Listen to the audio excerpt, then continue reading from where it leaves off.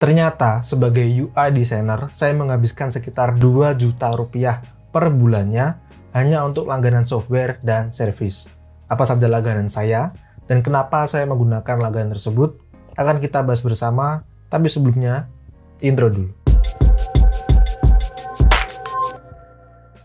Bikin website sekarang lebih mudah dengan cloud hosting dari Niaga Hoster. Anti ribet, karena di Niaga Hoster ada 5 fitur unggulan, yaitu uptime hingga 99,9%, dedicated hosting dengan visitor lebih tinggi, performance monitoring tool, daily backup, dan auto install SSL. Saya percaya dengan cloud hosting dari Niaga Hoster karena saya sendiri menggunakannya untuk web pribadi saya, kukualdi.com. Beli cloud hosting dari Niaga Hoster sekarang dan dapatkan diskon hingga 75% serta gratis domain dan SSL. Jangan lupa gunakan kode kupon kukualdi untuk tambahan diskon sebesar 10% beserta file Adobe XD dan Figma dari desain yang pernah saya buat. Halo semua, kembali dengan saya Kuku Aldianto, seorang UI UX designer dari dusweb.com. Di video kali ini kita nggak akan bahas atau mendebatkan apakah kita harus membeli software yang original, atau yang tidak original. Karena itu menurut saya adalah keputusan teman-teman sendiri. Di sini saya cuma mau share biaya bulanan yang saya keluarkan sendiri untuk berlangganan software dan service yang menunjang pekerjaan saya sebagai UI designer. Siapa tahu bisa jadi gambaran buat teman-teman yang baru mulai menjadi UI designer juga. Kenapa bulanan? Ya karena zaman sekarang kebanyakan software dan service itu berbasis subscription yang dibayarnya per bulan. Sudah jarang sekali software zaman sekarang itu yang modelnya sekali beli putus langsung kita bisa pakai selamanya, itu sekarang sudah jarang sepertinya. Dan saya mau disclaimer di awal video ini, kalau biaya ini bisa berbeda-beda tiap orangnya, tiap desainer, tergantung dari software dan layanan apa atau service apa yang kita pakai. Maka dari itu saya mau share yang versi saya saja. Saya tidak mengeneralisasi, saya cuma pengen share pengalaman saya saja. Oke. Lalu saya juga mau ingatkan ke teman-teman, pastikan pendapatan kalian itu sudah mulai stabil tiap bulannya jika mau memutuskan untuk berlangganan software yang terbilang mahal. Biar pendapatan kalian itu tetap lebih besar dan dari pengeluaran kalian tiap bulannya. Jadi cash flow kalian tiap bulan itu akan tetap terjaga. Oke, kita langsung saja ke langganan saya yang pertama. Di sini sudah saya list, akan saya perlihatkan screen-nya. Oke, yang pertama yang tentu saja kita perlukan sebagai freelancer atau orang yang bekerja dari rumah, terutama saya, adalah internet. Karena tanpa internet kita nggak bisa kerja, apalagi kalau kita pakai Figma, itu kan softwarenya 100% berbasis online. Jadi internet adalah salah satu hal yang sangat basic yang harus kita miliki. Nah, ini nggak di-endorse ya. Saya pakai IndiHome karena memang hanya ini ISP satu-satunya yang sampai di rumah saya, karena rumah saya itu memang lumayan jauh dari Ring Road di Jogja, lumayan jauh dari kota lah. Jadi cuma IndiHome ini yang bisa masuk ke lingkungan kampung rumah saya, seperti itu. Saya tahu banyak teman-teman yang komplain soal internet IndiHome ini, tapi surprisingly IndiHome di rumah saya itu jarang trouble malah. Kalau buat kerja itu lancar-lancar aja, tapi mungkin kalau dipakai main game online, saya biasanya itu main FIFA, itu kadang pingnya lumayan tinggi. Tapi paling nggak untuk kerja ini sudah sangat reliable menurut saya. Saya langganan yang 50 Mbps, seharga 583.000 per bulannya. Agak mahal memang, tapi menurut saya ini lumayan worth it. Karena memang semua pekerjaan saya membutuhkan internet, seperti yang saya katakan di awal tadi. Jadi internet yang kencang bisa sangat menunjang atau membantu pekerjaan saya sebagai UI designer. Oke, kita lanjut ke software yang kedua. Yang pertama tadi internet ya. Kedua, Figma Pro. Nih, saya cuma langganan satu user saja, itu seharga 170.000, sekitar 170.000 kalau dirupiahkan per bulannya. Ini $12, saya pakai yang ini. Kalau ini kan tim ya, jadi kalau Figma itu memang satu license hanya bisa dipakai oleh satu orang saja. Jadi saya cuma beli buat saya sendiri karena saya belum punya tim yang besar kan. Dan saya pakai yang ini, Figma Professional, $12 atau sekitar 170.000. Saya langganan Figma ini karena Figma ini adalah software utama saya untuk membuat UI design. Bahkan yang kalian lihat sekarang ini saya menggunakan Figma juga untuk presentasi. Ya karena itu juga kebanyakan tutorial di channel ini, di channel Mas Kuko Aldi ini, akhir-akhir ini juga menggunakan Figma, tutorial Figma, ya kan. Dan saya rasa memang Figma ini adalah salah satu software UI yang paling populer untuk sekarang ini. Kenapa nggak software lain? Kenapa nggak Sketch? Ya karena saya pengguna Windows, walaupun ada MacBook, tapi saya masih belum terbiasa menggunakan macOS. Jadi saya masih prefer menggunakan Windows dan software-software Windows untuk pekerjaan saya setiap harinya. Lalu kenapa nggak pakai Adobe XD? Jadi dulu memang saya pernah pakai Adobe XD di awal-awal saya mulai desain. Nggak awal sih. Awal dulu pakai Photoshop malah. Tapi setelah SD keluar itu memang saya udah pernah nyoba, dan waktu itu memang belum tahu ada Figma. Dan jadi memang dulu itu pernah pakai Adobe XD selama sekitar 1-2 tahun kalau nggak salah. Bisa kalian lihat di tutorial-tutorial awal di channel ini, di video yang lama-lama itu masih menggunakan Adobe XD. Lalu saya kepincut Figma karena dulu waktu Figma masih gratis, itu bisa share link ke banyak orang dan semua orang itu bisa ngedit. Jadi sangat sangat enak gitu fiturnya. Ya walaupun sekarang sudah berbayar kalau mau fitur yang kayak gitu lagi. Dan bebayarnya pun lumayan mahal kalau bisa semua orang pengen mengedit kayak dulu lagi. Tapi karena saya sudah udah wis kadung nyaman dengan Figma, udah terlanjur nyaman dengan Figma. Jadi mau nggak mau saya membeli Figma Pro untuk satu user. Jadi Figma memang software utama saya untuk membuat UI design. Bahkan nggak cuma UI, kadang saya bikin logo pun pakai Figma. Udah pernah saya buatkan tutorialnya juga di sini. Beberapa video yang lalu kita sudah buat logo e-sport di Figma. Dan menurut saya Figma ini memang worth it karena sudah all in one. Mulai dari kita bisa bikin sitemap, bisa bikin wireframe, bisa bikin mockup, bahkan bisa bikin prototype. Itu sudah lumayan bagus prototipenya. Semua bisa dilakukan dalam satu aplikasi yaitu Figma. Karena itu saya nggak ragu langganan Figma Pro ketika mereka mengumumkan bahwa Figma akan ada versi berbayarnya. Oke, kita lanjut ke software yang ketiga. Di sini ada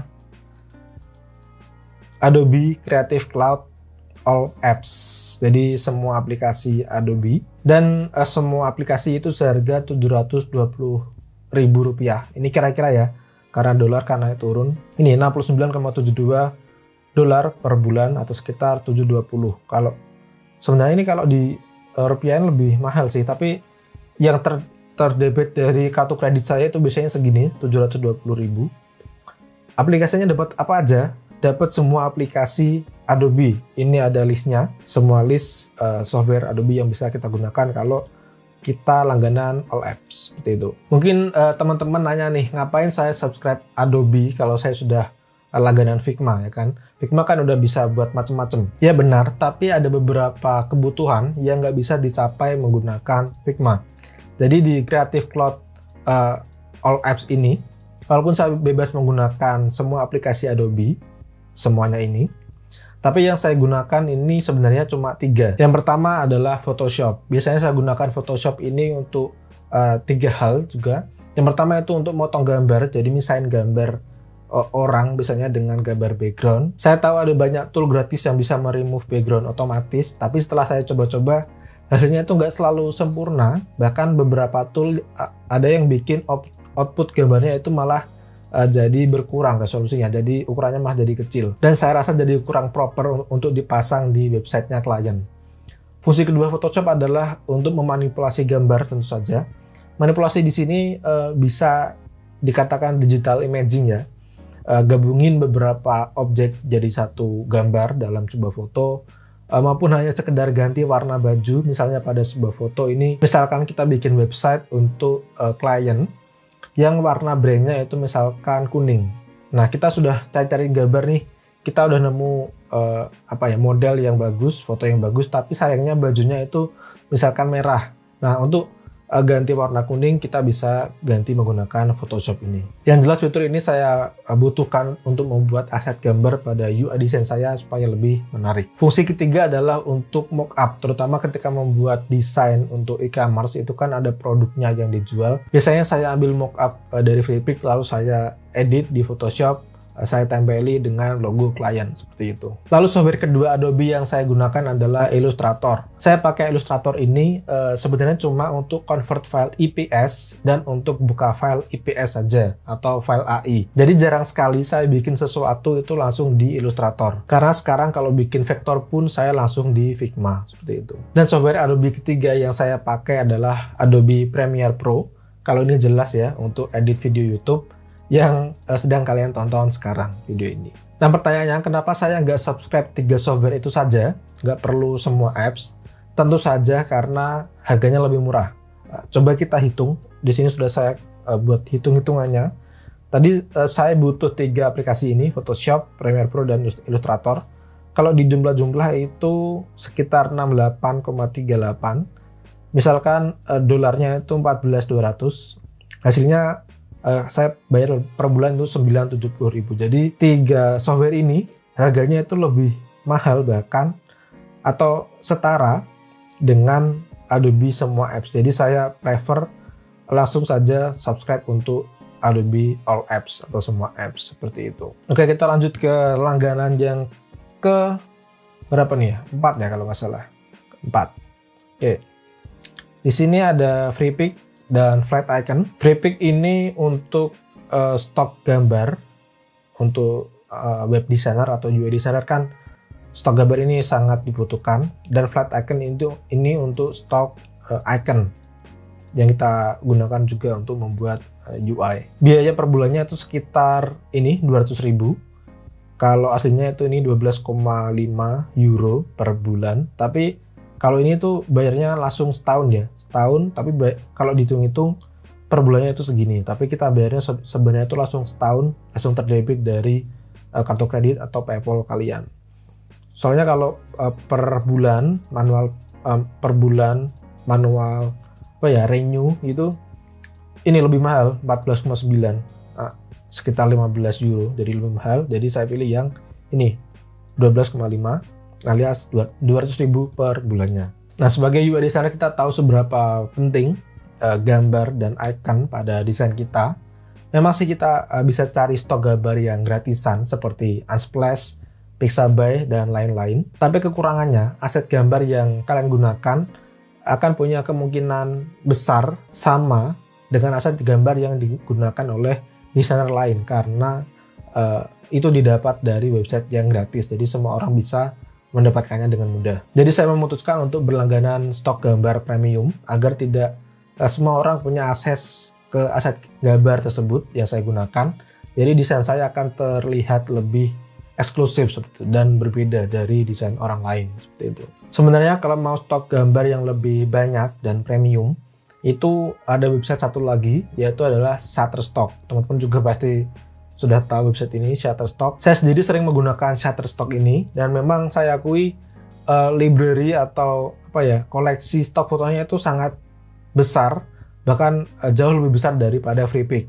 Tapi kelemahannya ya adalah harganya yang terlalu mahal menurut saya. Ini sudah saya masukkan juga harga Shutterstock. Kalau menurut saya untuk desainer yang yang biasanya sering dapat project, itu paling enggak ya 350 gambar per bulan, dan itu harganya 169. Itu berapa ya 169? Coba kita ini belum 169 kali 14.200, 2,3 per bulan hanya untuk stok gambar. Nah itu alasan kenapa saya sendiri enggak langganan Shutterstock ini. Tapi saya bilang tadi saya sering menggunakan Shutterstock ini karena saya dapat akun gratis yang disediakan oleh bos saya di kantor. Jadi saya menggunakan aset-aset yang saya download dari Shutterstock ini untuk kebutuhan project kantor. Jadi yang bayar bukan saya tinggal pakai saja seperti itu. Oke, kita lanjut ke langganan yang kelima ya, 5 ya kalau nggak salah ya. Di sini ada UI8.net. UI8.net ini kayak template untuk UI dan 3D design. Per bulannya itu sekitar 435. Sebenarnya bayarnya itu per tahun. Per tahun itu ini saya langganan yang ini 368. Kalau dihitung-hitung per bulannya jadi 435.000. Kalau teman-teman lihat di Instagram saya, kadang kalau saya ngepost post carousel feed Instagram, di situ kan ada karakter 3D. Nah, saya belinya itu di UI8 ini. Mungkin banyak teman-teman yang tanya juga. Ini saya perlihatkan di Instagram saya, kayak ini, lalu ini itu semuanya saya ambil dari UI8.net ini. Sebenarnya di UI8 ini terkenal dengan template UI-nya, tapi jujur saya malah jarang download template UI-nya. Mungkin dalam setahun cuma 3 atau 4 kali saja. Itu pun hanya untuk referensi, nggak pernah benar-benar saya gunakan, saya pakai langsung untuk project klien saya. Dan menimbang harganya yang mahal, dan ini adalah salah satu langganan yang jarang saya gunakan, mungkin tahun depan saya udah nggak subscribe ini lagi. Ya, kita lihat saja nanti. Oke, kita lanjut ke langganan yang ke-6 kalau nggak salah. Di sini ada Medium. Medium ini saya gunakan untuk bahan bacaan seharga 65.000 per bulan. Ya, selain langganan software untuk menunjang pekerjaan saya sebagai UI designer, saya juga butuh bahan bacaan agar bisa selalu update dengan ilmu desain yang sedang berkembang sekarang ini. Saya juga bisa update tentang isu-isu desain apa saja yang sedang ada di luar sana, hal apa saja yang lagi hype atau lagi tren, dan lain-lain. Kalau dulu orang tua kita itu suka langganan koran yang dikirim ke rumah, mungkin ini bisa saya katakan sebagai korannya para desainer, karena tiap hari itu banyak sekali post baru tentang desain. Sebenarnya Medium ini nggak berisi tentang artikel desain saja, ada banyak sekali topik yang lain. Tapi untuk kebutuhan saya cuma follow artikel-artikel yang ada hubungannya dengan desain dan freelance saja, biar relate dengan saya. Dan memang hampir 100% artikelnya itu berbahasa Inggris, jadi ya hitung-hitung sekalian belajar bahasa Inggris juga. Oke, sebenarnya cuma itu saja, tapi di sini ada bonus. Ini saya nggak masukkan dalam total ya. Ini karena ini untuk entertainment. Kalau kita kerja terus-terusan nanti kan stres, jadi saya juga butuh langganan untuk entertainment. Tapi ini ya optional, nggak wajib untuk UI designer atau siapapun. Ini cuma opsional dan suka-suka kita saja. Kalau di total ini ada 372.000, ada Spotify, Netflix, HBO Go, Disney Plus, dan PlayStation Plus biar bisa main FIFA sama player lain seperti itu. Tapi tenang, ini nanti total harganya nggak saya masukkan ke total harga di video ini karena ini cuma untuk intermezzo saja. Oke, kita akan total setelah beberapa langganan tadi. Yang pertama ada internet segini, Figma segini. Bisa kalian baca sendiri. Untuk totalnya 1 bulan itu saya menghabiskan sekitar 2.173.000. Selain biaya selain biaya makan, biaya listrik, biaya laptop, dan lain-lain, ini adalah biaya yang tetap saya keluarkan per bulannya untuk menunjang pekerjaan saya sebagai UI designer. Mungkin setelah nonton video ini ada teman-teman yang nanya, apakah langganan kayak tadi itu wajib? Jawabannya enggak, sama sekali enggak wajib.